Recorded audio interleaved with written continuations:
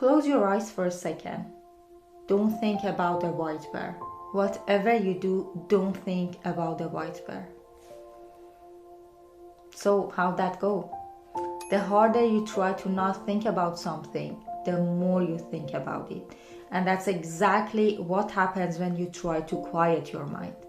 I used to think being calm meant having no thoughts. Zero, blank, like turning off a radio.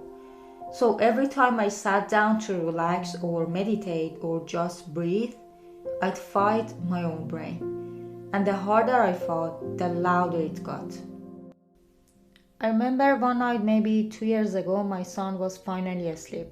The house was quiet and I sat on my bed thinking, okay, this is my moment and I'm going to meditate.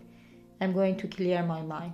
I closed my eyes, took a deep breath, and within 10 seconds. Did I lock the front door? Then, what am I going to make for lunch tomorrow? Then, did that person think I was rude today?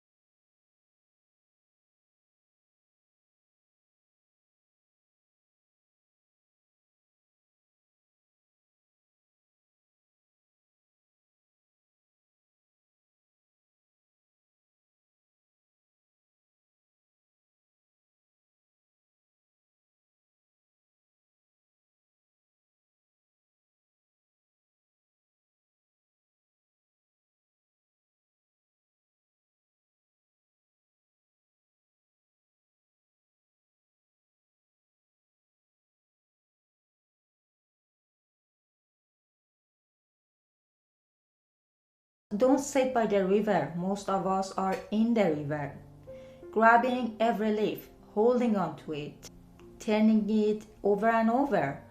Why am I thinking about this again? I thought I was done with this. But you don't have to grab every leaf. You can just watch. This isn't about being good at it. You will grab leaves. That's totally normal. When you notice you're grabbing one, just put it back and go back to sitting. That's it. That's the whole practice. Hey, quick pause here. If this series has helped you even a little, I'd really love to know. Drop a number in the comments, 1, 2, 3, 4, or this one. Which episodes meant the most to you? It helps me know what to make next. And if you're new, welcome. You don't need to watch the other videos. This one works on its own. Okay, back to it.